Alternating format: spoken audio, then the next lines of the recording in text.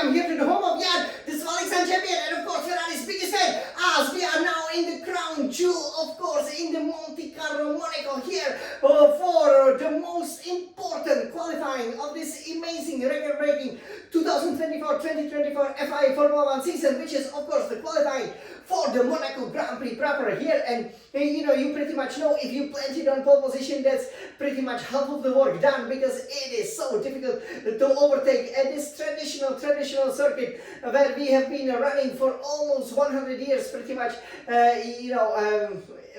yeah, as you do know, since there are not so many overtaking opportunities, that makes the qualifying absolutely essential, right? Because the only other possibility is obviously, to overtake, for example, in the pits, but overall, the qualifying is absolutely essential. So over here, we will take a look at it, and I'm sure you will be very, very exciting to see, after the, these amazing results, that I've been putting in here in the beautiful sunny month of May, what will happen in when the sun is gonna be shining pretty much for most of the qualifying here in Monaco. This is the place that we've been to a few times.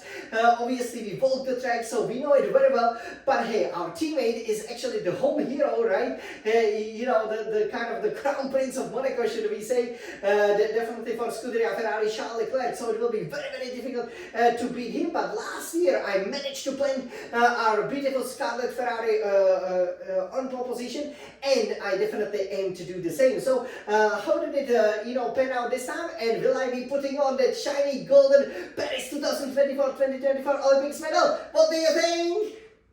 Well, you will definitely see it over here on this beautiful Scuderia Red Retina iMac over here. As I will show you how I put this beautiful Formula 1 simulated SF1000 T818 Trustmaster Formula 1 Racing Simulator into work here in Monaco. And I have to say, the weekend itself, proved to be a huge challenge right from the beginning. We just picked Lando Norris over there with 112.2, I believe, for practice 1, but in practice 2 we have lost, that perfect series of always stopping practice sessions, because George Russell pipped us by about the 10, as we were only able to improve by a 10 to about a 1 minute 12.1.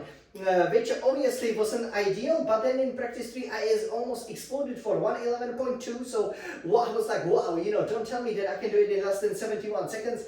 I did manage to do it, obviously, when I was preparing for the season, so, I did know that, some super lap times were still definitely possible, and we then went into the qualifying, right? So overall, I perfected all of the practice sessions. Everything seemed, quite well, but obviously, yeah, I was a little bit concerned that I wasn't able, for example, to, maintain my run of always winning a practice session. Then the qualifying one started, and yeah, we were only able to qualify 6th, as obviously we did struggle a little bit, right? So I did 112.2 was, my best time, I believe, and as a result, obviously that was far from perfect, right? So you are 6th, and you are wondering, George Russell once again was first in qualifying 1, so let's go to qualifying 2, right? The most important thing is that you make it into the next round, but yeah, again, we had to burn through a lot of the different set of the soft tires, because we also had some of the contacts with the wall, which are obviously very ominous over here in Monaco. You will definitely see how I kissed the wall on my fastest time in qualifying 3, which means yes, we did make it into qualifying 3. So in qualifying 2 we then improved from 6th to the 4th place. So obviously we did then from 112.1, 111.8, and we were ahead of Charles Leclerc, right? But still Verstappen topped the session with 111.5. Qualifying 3 started, and I did pretty well in the 12-minute session. But for my first banker lap, as you do know, we always do the, obviously we do the out lap, then the banker lap, and then cool down. But here you can easily recharge the battery, because it's a relatively short lap, and you actually don't need the full battery.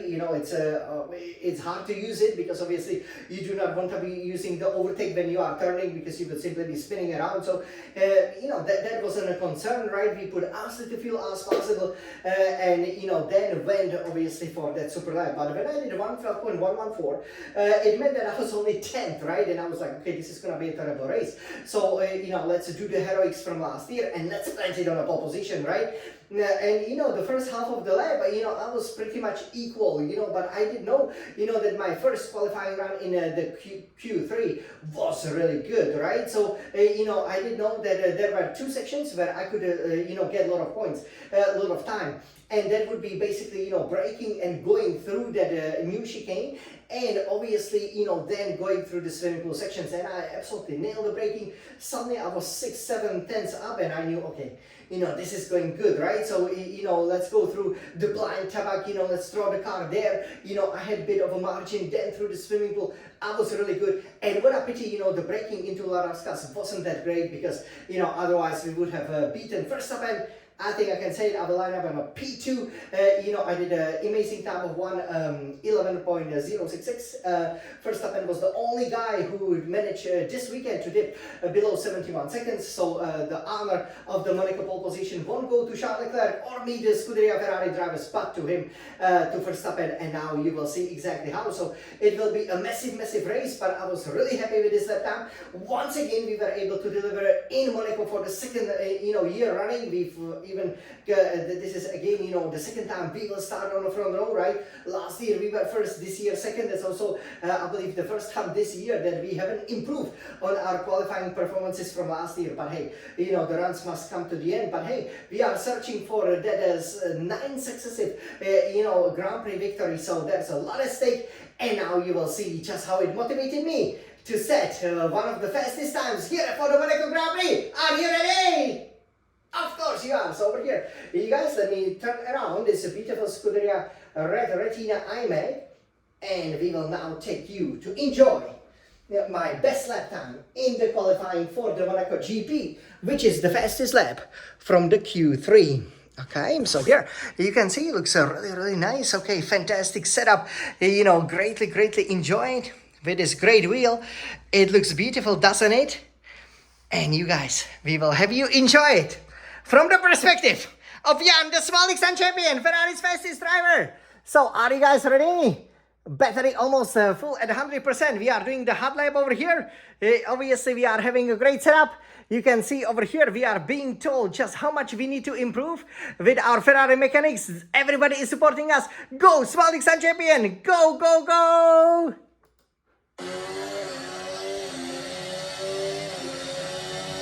Look at that. And here, I went for it. Look at this. Did you hear that? That was a kiss of the wall, of the Monaco wall. Here it's so beautiful going up the hill. Casino, yeah, bit wide. But come on, Jan, come on. You are up by a 10th. Come on. Here, going around the park. Okay, we bit cautious there. Come on, Jan, come on. Wow, look at that hairpin. Full luck. Come on. Look at the guys watching us over there from the cruise ship. This is the tunnel. Look at that. You can hardly notice it. Great job by the Lightning. Verstappen 110.915. Let's beat him. Come on. Nice. Go, Jan, go. Wow. That was awesome. 7 tenths. Tabac. 8 tenths, baby. Come on, swimming pool. We will be jumping there with our pole position trophies. Surely.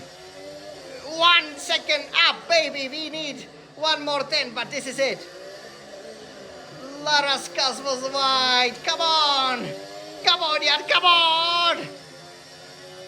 Yeah, there was no other time, basically, you know, to improve second place. So yeah, we left it right to the end, and you know, this is how the qualifying then panned out. As you can see, for the Monaco Grand Prix this year, 2024. So Max Verstappen, we don't need to see him there, well top the session, just like he did in Imola. So, you know, it's becoming a bit of a fight. 6 pole positions for me in Grand Prix, 2 for him. Second, obviously, Jan-Luca Scuderia Ferrari, 1:11.066.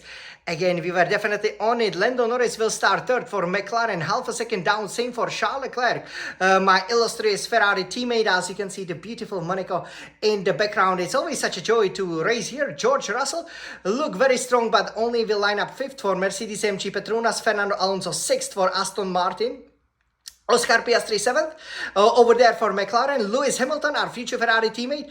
You can see 1/10 can be a difference between 3rd and 8th place pretty much. So Hamilton 8, Perez for Red Bull 9, 10 Lance Stroll. Yeah, so this is how it finished over here. Exciting qualifying in the end. The 3-time champions separated themselves from the rest. By exploding around the Monaco streets. And yeah, I'm just so disappointed, you know, that I didn't make it, because I think, you know, I've done a great job. I thought the lap was good, planted, yeah, but, you know, it wasn't perfect. I mean, it was such a challenge. Last year, I was completely celebrating here because, you know, like last year, that we've really thrown it around, especially around the swimming pool. But this year, sadly, as you can see, it won't be us lining up on a pole position. It will be the Red Bull driver. So yeah, definitely we gotta make sure that you know, we beat Verstappen, right? You know, it will be interesting to see what happens. So, guys, no pole position celebration over here. So after the 2 qualifying sessions in China, the sprint qualifying and qualifying, and here in Monaco, you know, 9 sessions, you know, I top 6 of them, so that's 66%, you know, 2 out of 3 qualifying sessions, you know, I can win. That's a great results, obviously, so far, but yeah, I'm feeling a little bit bittersweet, right? Because, you know, when I was 10th, I was like, okay, let's just, you know, let's see what happens. But, you know, to miss out on a pole by just so little, now seeing it so crystal clear on this beautiful technological marvel by Apple, this Red Retina iMac, you can clearly see, you know, where we lost the 10 here, 10 there, right? You know, just going through, you know, the Massenet, going around the casino, for example, that was definitely you know, where we missed a little bit, you know, definitely, you know, going into Rascasse, you know, otherwise we would be the ones celebrating. So, bit of a pity, but still, hey, our second front row start from the Monaco Grand Prix, and I'm sure you guys will be tuning in. It will be an exciting race.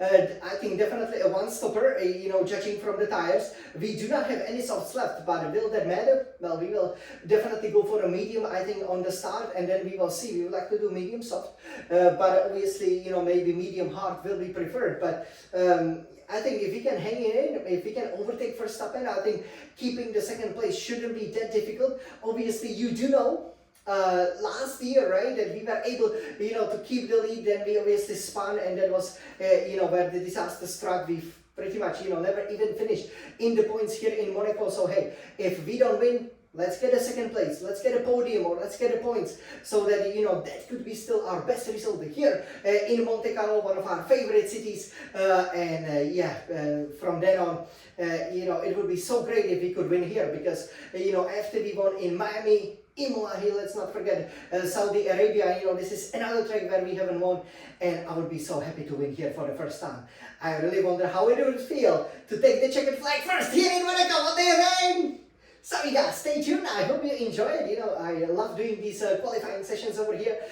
You know, they are so much fun, just like they are so much fun to drive. And, you know, we will see in 24 hours for that, you know, crown jewel of the Formula 1, for that, you know, legendary Monaco Grand Prix. Can the Anderson champion, or perhaps Charles Leclerc, you know, for the very first time, win the Monaco Grand Prix for Scuderia Ferrari? Stay tuned! So, let's go! We didn't get the shiny golden Olympic medal, but we will be aiming for that and the shiny golden Formula 1 winners trophy very, very soon. So, let's go!